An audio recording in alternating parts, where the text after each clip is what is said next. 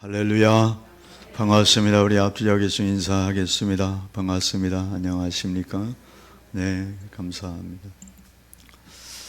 오늘 또 못 나오신 분 중에서 이범순 권사님이 대상포진으로 힘들어하고 계십니다. 많이 좋아지고 계시지만 또 그 권사님은 또 독감으로 그렇게 못 나오고 계십니다. 우리 전병선 집사님은 또 무릎을 수술해서 그래서 잘 못 나오 걷기 힘들어서 좀 그러고 있습니다. 많이 회복되는 중에 있습니다. 계속해서 연약 환자들 위해서 기도해 주시면 감사하겠습니다. 올 한 해 우리가 하나님께 가까이 나아가자. 어떻게? 예배로, 그리고 섬김으로, 또 말씀을 붙들고, 또 기도함으로, 복음을 증거함으로, 성도들 간의 교제함으로 하나님을 기쁘시게 해드리고 우리가 하나님께 가까이 나아가자, 그런 중심으로 말씀을 살피고 있습니다. 오늘은 지난주 예배에 이어서 섬김에 대한 말씀으로 본문의 말씀을 정하게 되었습니다. 본문은 우리가 20절부터 읽었는데 그 배경은 그렇습니다. 예수님께서 이제 십자가를 앞두고 마지막 예루살렘으로 올라가시는 길이었습니다. 12 제자들만 따로 이렇게 데리고 올라가시는 길이었는데, 그 올라가시는 길에 주님이 이런 말씀을 제자들에게 해주셨습니다. 얘들아, 우리가 예루살렘으로 지금 올라가는데 거기 올라가면 대제사장들과 서기관들이 나를 죽이려고 하고 마침내 죽음에 넘겨지게 될 거야. 사람들이 나를 조롱하고 채찍질해서 십자가에 못 박힐 거야. 정말 무거운 얘기 아니겠습니까? 그런데 내가 3일 만에 다시 살아날 거란다. 그런 얘기를 해 주시는 겁니다. 그런데 우리가 읽은 말씀 보니까 그때에, 언제요? 주님이 그런 말씀을 하신 때, 제자들과 이제 마지막 예루살렘에 올라가시면서 십자가를 생각하시면서 제자들에게 마음다짐을 다시 하게 하고, 그렇지만 소망 가운데 그렇게 견뎌야 된다, 아주 중차대한 말씀을 하고 있는데, 그때에 어떤 일이 있었는가? 그때에 20절 말씀 읽어보겠습니다. 그때에 세베대 아들의 어머니가 그의 아들들을 데리고 예수께 와서 절하며 무엇을 구하니? 아멘. 그때에, 아주 무거운 그때에 말이죠. 그때에 세베대 아들들의 어머니, 곧 야고보와 요한의 어머니죠. 그 어머니가 절하며 무엇을 구한다. 그냥 이야기하는 것이 아니라 절하면서 구하는 거 보니까 아주 진지하게 주님께 무언가 요구하는 그런 자세를 취하는 것이죠. 주님께서 무엇을 구하느냐고 21절에 이렇게 말합니다. 예수께서 이르시되 무엇을 원하느냐? 이르되 나의 이 두 아들을 주의 나라에서 하나는 주의 우편에 하나는 주의 좌편에 앉게 명하소서. 얼마나 기가 막힌 그런 이야기입니까? 주님이 야, 우리 잔치하러 가자, 뭐 그런 얘기도 아니지 않습니까? 십자가를 앞두고 십자가지로 예루살렘에 올라간다. 내가 대제사장과 서기관들에게 넘겨지게 되고, 그리고 이방인들의 손에 의해서 조롱받고 채찍질 당하고 내가 십자가에 죽을 거야. 그런데 지금 그 와중에서 말이죠, 얼마나 주님의 마음을 읽지 못하는 이야기를 하는지. 오늘 이 말씀을 우리가 살피면서 섬김이 먼저라고 하시는 주의 음성을 들으면서 제자들의 삶을 살펴보고 그 주님의 가르침을 보려고 합니다. 지금 여기에 이 어머니가 주의 나라에서 하나는 주의 우편에, 하나는 주의 좌편에 앉게 명하소서. 우리 성경에는 주의 이렇게 이야기하는데 원래 원문에는 당신의라고 기록되어 있습니다. 이게 왜 중요하냐? 예수님께 그의 어머니가 뭐라고 하냐면 당신의 나라에서 하나는 당신의 우편에, 하나는 당신의 좌편에 앉게 해주세요. 그런 얘기를 하는 겁니다. 왜 이게 중요하냐면 이 예수님과 이 살로메 이 관계는 이모와 조카 관계였습니다. 그러니까 마리아와 살로메가 자매간인 거죠. 그러니까 이모가 지금 조카에게 부탁하는 겁니다. 그러니까 이걸 쉽게 이야기하면 너와 나 사이에 이런 건 좀 부탁할 수 있지 않겠니? 그런 의미를 담고 이야기한다는 겁니다. 친분 관계를 이용하면서 그래서 청탁 아닌 청탁을 하고 있는 거죠. 그러니까 참 주님이 거부하기가 참 곤란한 그런 상황의 청탁입니다. 청탁은 뭡니까? 청탁은 어떤 일이 이루어지도록 하기 위해서 미리 친족관계를 이용한다든지 뇌물을 사용한다든지 그래서 그 목적을 이루려고 하는 거 아니겠습니까? 그런데 이것은 하나님이 기뻐하시는 일은 결코 아닌 거죠. 하나님의 뜻을 묻고 하나님의 뜻대로 이 일들을 진행해야지 돈을 쓰고 사람을 동원해 가지고 그 일을 억지로 이루려고 하는 이것은 하나님께 맞지 않는 거죠. 우리가 하나님 앞에 구하는 자세가 있다고 말합니다. 그게 뭔가? 고린도전서 10장 31절 말씀입니다. 그런즉 너희가 먹든지 마시든지 무엇을 하든지 다 하나님의 영광을 위하여 하라. 아멘. 무엇을 하든지 하나님의 영광을 위해서 해야 된다. 여러분, 우리가 기도한다, 그것은 성도들에게 대단한 특권이 아닐 수 없죠. 왜냐하면 그 기도는 그냥 기도가 아니라 하나님의 약속을 전제로 하는 것이기 때문에 그렇습니다. 우리가 기도할 때 하나님이 어떤 약속을 해놓으셨는가? 마태복음 7장 7절로 8절에 이런 약속을 하십니다.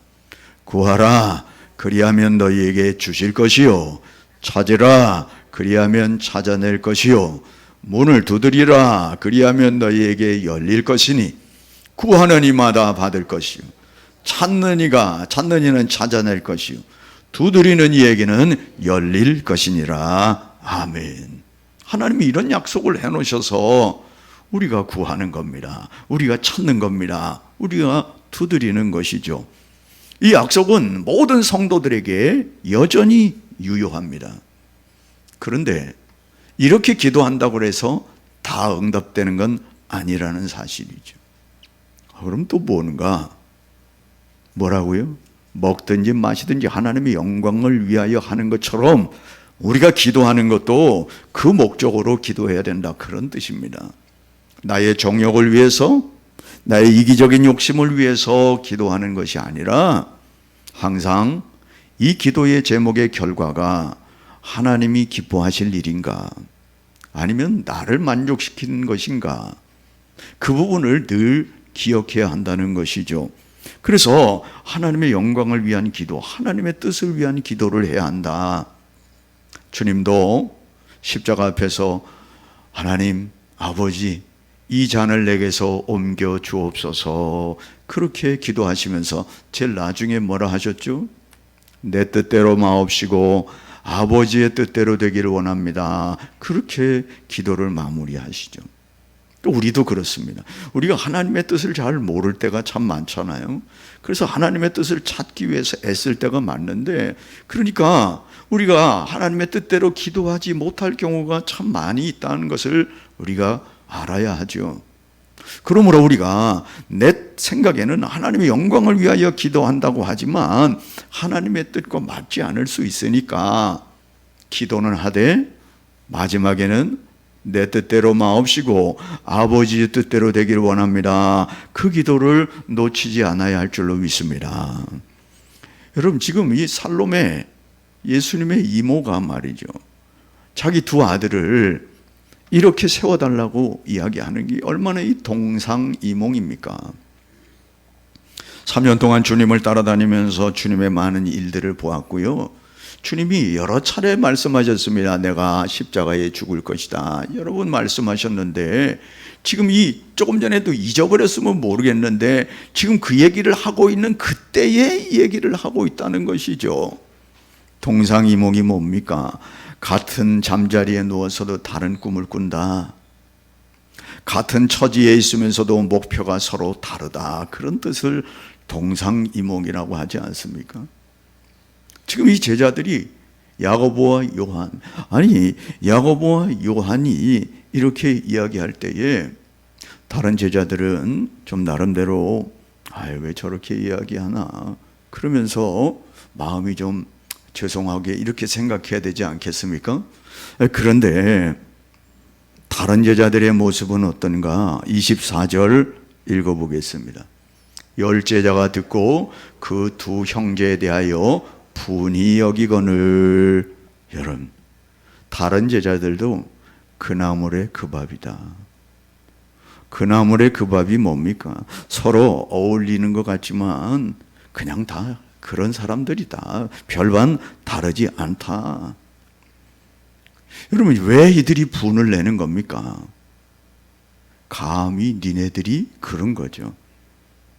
평소에는 형제 자매라고 그렇게 신앙생활 잘하고 주님 잘 따라다녔는지 몰라도 지금 막상 자기의 이익과 결부된 일을 만날 때에 화가 난다는 겁니다.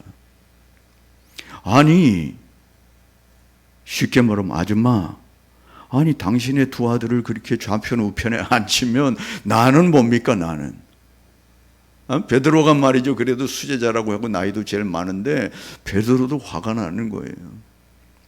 아니 주님 나라에 임하면 내가 수장이 돼야지, 아니 어떻게 야고보와 요한이 수장이 된다는 겁니까? 그러면서 그 생각이 열제자 똑같다고 말이에요. 그래가지고 화가 났다는 겁니다.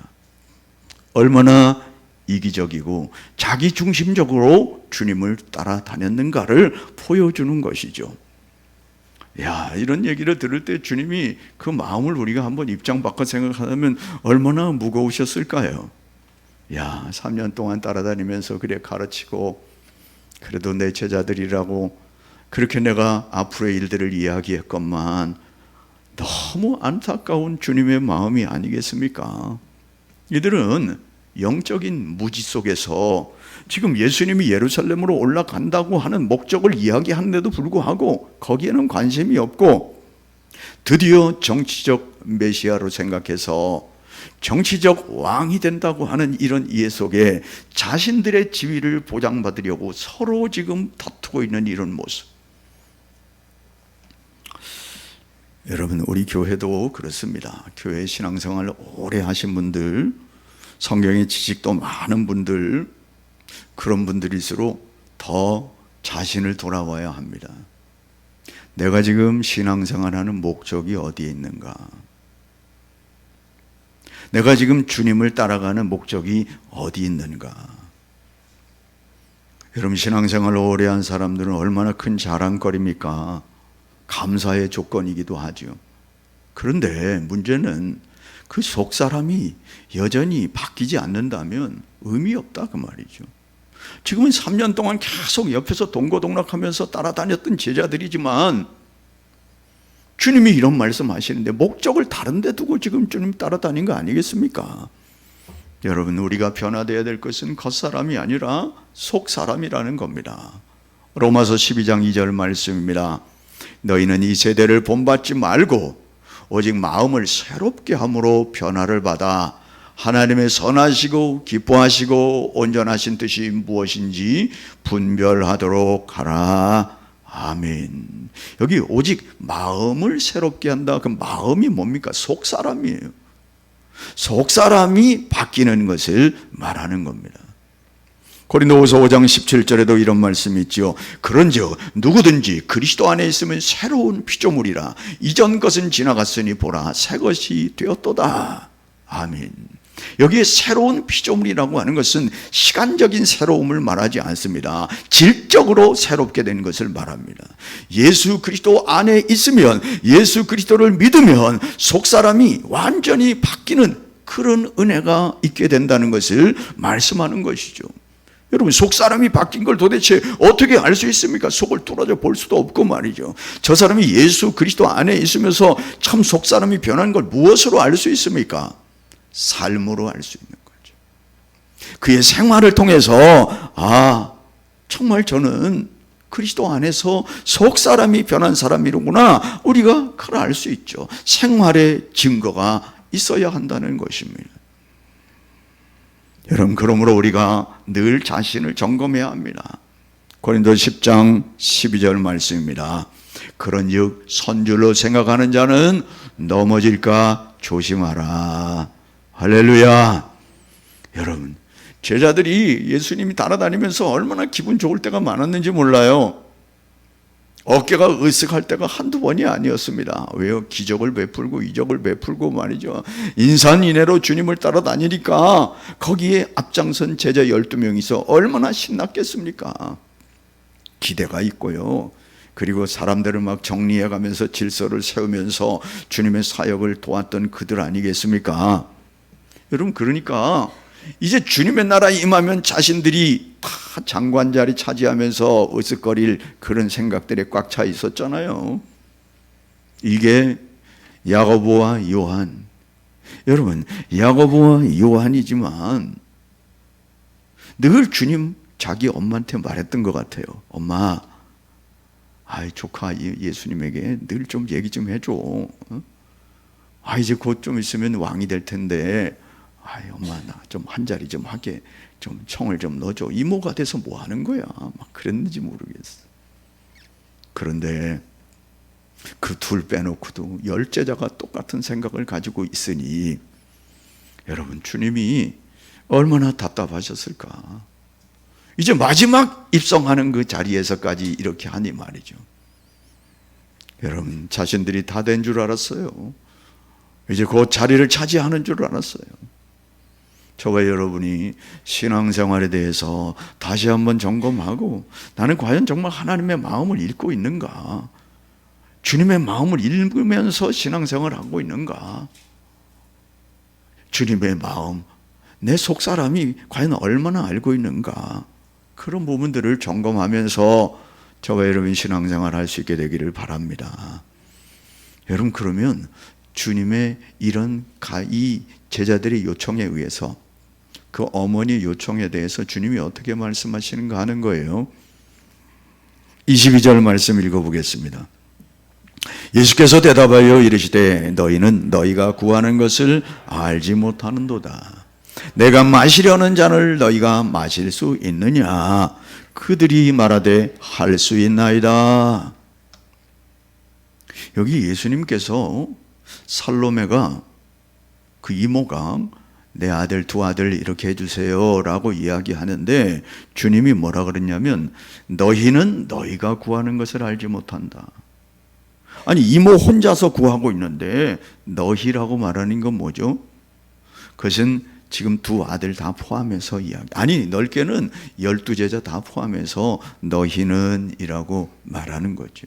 물론 앞에 있는 지금 야고보와 요한, 살로메, 이 세 사람에게 집중적으로 말씀하는 것이기도 하지만, 너희는, 그 말은 살로메가 자기에게 부탁하지만 이미 야고보와 요한의 마음을 읽고 있는 모습이죠. 그러면서 너희는 너희가 구하는 것을 알지 못한다. 그러면서 내가 마시려는 잔을 너희가 마실 수 있느냐? 그러니까 이들이 뭐라고 말합니까? 예, 할 수 있습니다. 이것도 동문서답인 거나 마찬가지예요. 잔을 마실 수 있는, 예, 마실 수 있습니다. 같은 의미의 단어인 것 같지만 주님이 말씀하신 잔과 이들이 할 수 있다고 하는 것은 천지 차이인 것이죠. 주님이 내가 마시는 잔이라고 말하는 것은 무엇입니까? 고난의 잔을 말합니다. 십자가의 잔을 말합니다.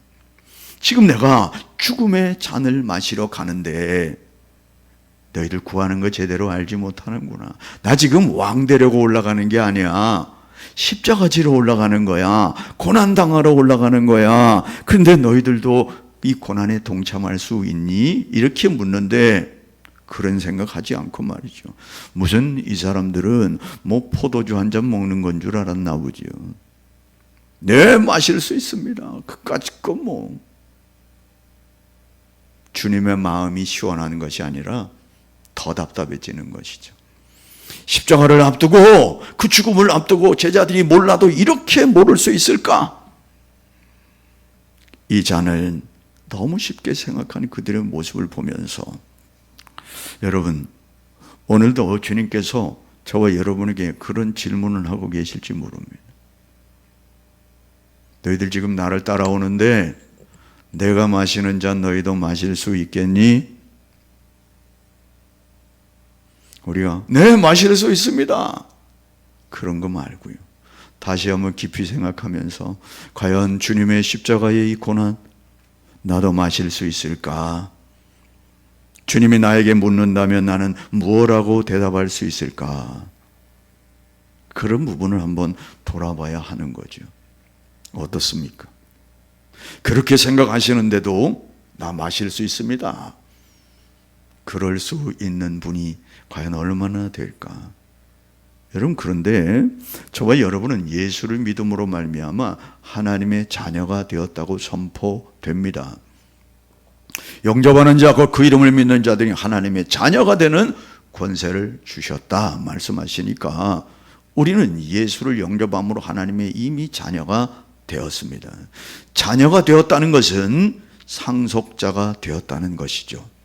그래서 로마서 8장 17절에 이렇게 말씀합니다. 자녀이면 또한 상속자, 곧 하나님의 상속자요 그리스도와 함께한 상속자니 우리가 그와 함께 영광을 받기 위하여 고난도 함께 받아야 할 것이니라. 아멘. 우리가 하나님의 자녀라고 하면 상속자인데 하늘나라를 상속받을 것인데 주님과 함께 상속자가 되었다면 주님이 고난당하면 우리도 고난당하는 거 그거 마땅하지 않느냐. 고난을 두려워하지 말라. 그렇게 말씀하는 것이죠. 상속을 받은 그 찬란한 영광을 기대한다면 상속을 받기 전까지의 삶에 어떤 어려움이 있더라도 그 일을 인내해야 되지 않겠냐. 그런 말씀인 거죠. 마태복음 16장 24절 말씀입니다. 이에 예수께서 제자들에게 이르시되 누구든지 나를 따라오려거든 자기를 부인하고 자기 십자가를 지고 나를 따를 것이니라. 아멘. 여러분, 자기 십자가를 진다는 게 뭡니까? 고난을 말해요. 예수님이 지신 그 십자가와 동일한 것은 아니지만 내가 인생 살아가면서 상속자로서의 삶을 누리기 전까지의 인생의 삶의 여러 가지 고난, 자기에게 태워진 여러 가지 십자가와 같은 고난을 말합니다. 그런 고난도 기꺼이 지고 나를 따라야 한다라고 말씀하는 것이죠. 왜요? 그 십자가가 없이는 부활이 없기 때문에 그렇습니다. 고난 뒤에는 하나님의 찬란한 영광과 축복이 기다리고 있다는 것이죠. 여러분, 이 땅의 삶은 고해와 같다, 고난의 바다와 같다, 그렇습니다. 땀 흘리지 않고는 먹을 수 없는 참 삶의 여러 가지 환난들이 얼마나 많습니까? 그건 불가피한 것이라는 거죠.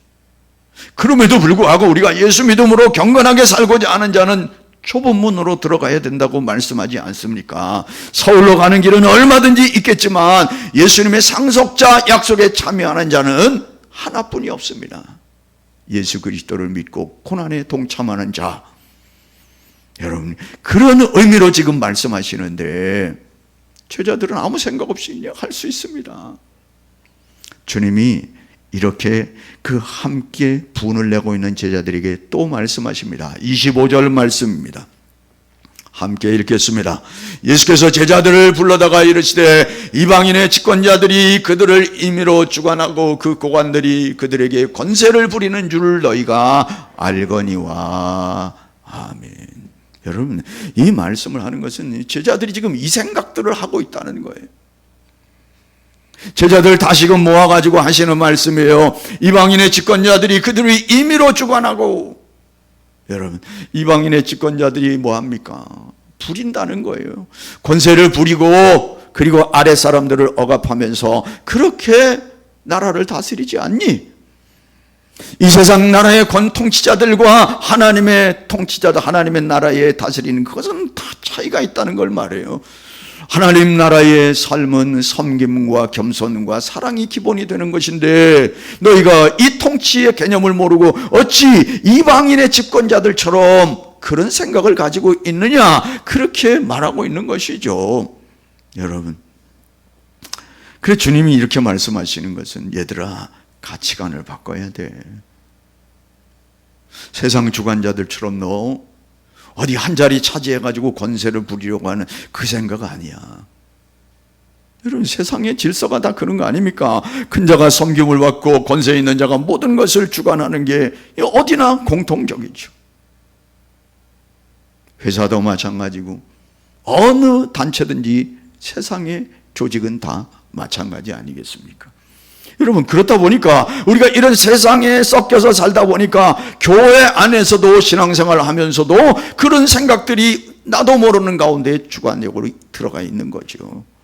그러다 보니까 은사나 직분이 계급이 되는 거죠. 목사, 장로님, 권사님, 그러면 야, 뭔가 한 자리 차지하신 분이네, 계급이 높은 분이네. 여러분, 그건 세속적 가치라는 거예요. 이방의 집권자들과 무엇가 다를 것이냐, 그 말이죠. 예수 그리스도 안에인 사람은 이전 것은 바뀌어서, 다시 말해서 세속적인 가치관이 바뀌어서 이제는 하나님 나라 가치관으로 바뀌어야 되지 않느냐. 요한일서 2장 15절 말씀입니다. 이 세상이나 세상에 있는 것들을 사랑하지 말라. 누구든지 세상을 사랑하면 아버지의 사랑이 그 안에 있지 아니하니. 지금 제자들이 세상을 사랑하는 거예요. 지금까지 내가 따라다녔으니까 보상의 대가로 내가 무언가 자리를 차지하려고 하는 이게 세상의 사랑 아닙니까? 세상을 사랑하는 거. 그거 사랑하지 마라 그러면 하나님의 사랑이 그 안에 있지 않다. 심지어 야고보서 4장 4절에는 이렇게 말씀합니다. 세상과 벗된 것이 하나님과 원수됨을 알지 못하느냐. 그런즉 누구든지 세상과 벗이 되고자 하는 자는 스스로 하나님과 원수되는 것이니라. 아멘. 얘들아, 세상의 집권자들처럼 그런 생각 가지면 안 돼. 그런 얘기를 하면서 여러분, 세상의 가치관을 하나님 나라 가치관으로 바꿔야 한다고 말씀합니다. 너희들은 달라야지. 골로새서 3장 7절 8절이에요. 너희도 전에 그 가운데 살 때는 그 가운데서 행하였으나 이제는 너희가 이 모든 것을 벗어버리라. 옛날에 예수 믿지 않았을 때 그 생각, 이제는 그거 아니잖아. 이제는 벗어버려야지. 주님이 그렇게 말씀하시면서 오늘 제가 드리려고 하는 말씀의 주제를 말씀하십니다. 뭔가 섬김이 먼저라는 거예요. 26절 말씀 읽어보겠습니다. 너희 중에는 그렇지 아니하여야 하리니 너희 중에 누구든지 크고자 하는 자는 너희를 섬기는 자가 되고. 아멘. 세상 나라의 큰 자와 하나님 나라의 큰 자가 다르다는 거예요. 세상 나라의 큰 자가 되는 것이 곧 하나님의 나라의 큰 자가 되는 것이 아니라고 말씀하는 것이죠. 여러분, 하나님 나라에 속한 자이면서도 여전히 세상 나라의 가치관으로 그 으뜸을 생각하고 있는 것은 아니라는 겁니다. 너희 중에 누구든지 크고자 하는 자는 너희는 섬기는 자가 되어야 한다. 섬기는 자가 뭡니까? 섬긴 자나 그건 심부름꾼이다, 그런 뜻이에요. 섬기는 자, 디아코노스라고 하는 헬라어 단어인데요, 여기에서 집사라고 하는 단어가 생긴 거예요. 집사가 뭡니까? 잡을 집, 일사, 일을 잡는 게 집사예요. 교회에서 일을 잡고 일하는 자가 집사라고요. 그렇습니다. 섬기는 자가 되어야 한다. 사환이 되어야 한다. 하인이 되어야 한다. 그런 의미예요. 그러면서 27절에도 더 나가서 이런 말씀합니다. 너희 중에 누구든지 으뜸이 되고자 하는 자는 너희의 종이 되어야 하리라. 으뜸이 뭡니까? 최고 높은 자리 아닙니까? 세상적 가치관의 높은 자리가 아니라 하나님께서 높여주는 그 자리, 그것은 종이 되는 자리로 낮을 때 그렇게 되는 것이다. 저는 가끔 말씀드렸는데 청년 때에 어떤 목사님이 겸손에 대해서 말씀하시는데 널뛰기를 말씀해 준 게 영 떠나지 않고 있어요.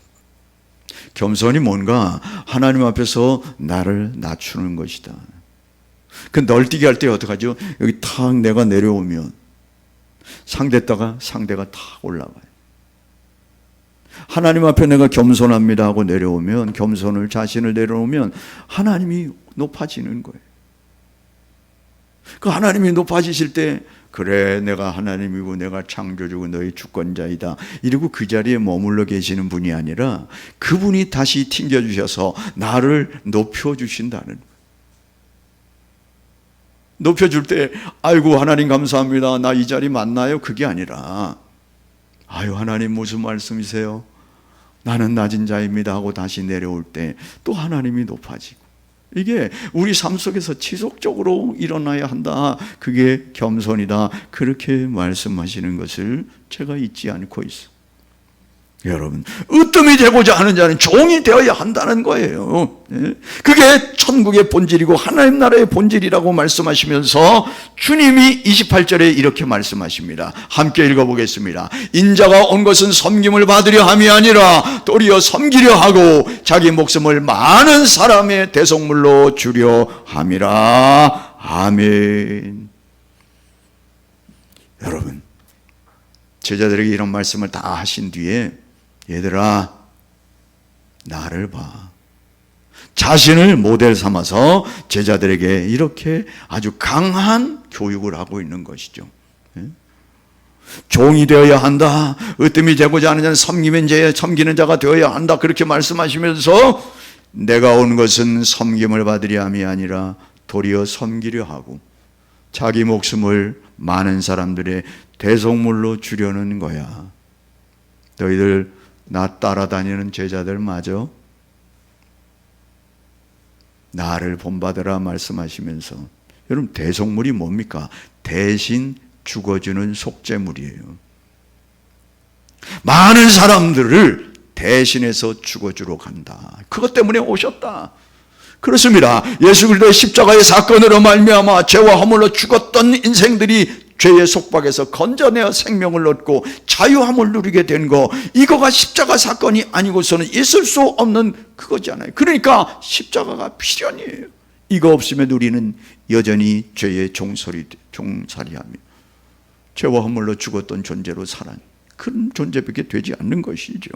그렇습니다. 그러면서 주님께서 종의 도를 말씀하고 있습니다. 여러분, 세상을 새롭게 하는 가장 위대한 힘이 뭘까요? 그것은 섬김의 삶입니다. 우리가 가져야 할 자세가 섬김의 자세라는 거예요. 주님께서 뭐라고 말씀하십니까? 살로메가 자기 아들 거기 앉혀달라니까 그건 내가 할 일 아니다. 그건 아버지께서 하실 일이다. 그러면서 너희가 해야 할 일은 섬기는 삶을 먼저 하는 거야. 그 말은 섬김의 삶을 살면 아버지께서 그 자리 줄 거야. 그런 말씀을 하고 있는 거 아닙니까? 여러분, 목사도 마찬가지고 장로님도 다르지 않습니다. 다 섬기는 직분입니다. 권사님도 마찬가지고요.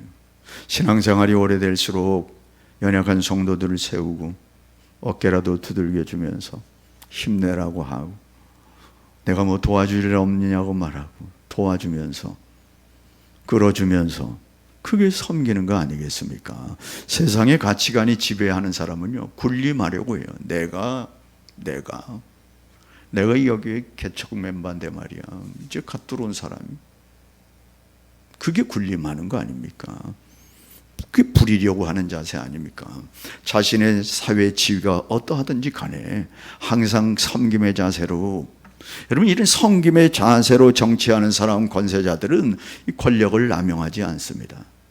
이 섬김의 자세로 사업을 경영하는 사람들은요, 폭리를 취하지 않습니다. 근로자들에게 착취하지 않습니다. 이런 자세로 헌신하고 섬기는 자, 세상을 아름답게 만드는 거죠. 여러분, 사랑의 기본이 뭐라고요? 우리 사랑장에 보면 자기의 유익을 구치 않는다고 그렇게 고린도서 10장, 13장에 말씀하지 않습니까? 우리가 그리스도의 마음을 가졌노라 그렇게 말한다면 나보다 남을 높여주는 섬김의 자세로 살아가야 한다. 그게 주님이 말씀하시는 거죠. 그게 주님이 기뻐하시는 그런 모습이라는 거 아니겠습니까? 우리가 하나님께 가까이 나아가는 길이 뭡니까? 주님의 마음을 읽어야 되잖아요. 지금 제자들이 주님의 마음을 읽지 못하고 있잖아요. 그러니까 주님이 야, 이런 거야 라고 가르쳐 주시는 거는 이런 마음, 이런 삶을 살면 주님 앞에 더 가까이 나아가는 건 당연한 거 아니겠습니까? 빌립보서 2장 3절 4절을 읽고 마무리하겠습니다. 읽어보겠습니다.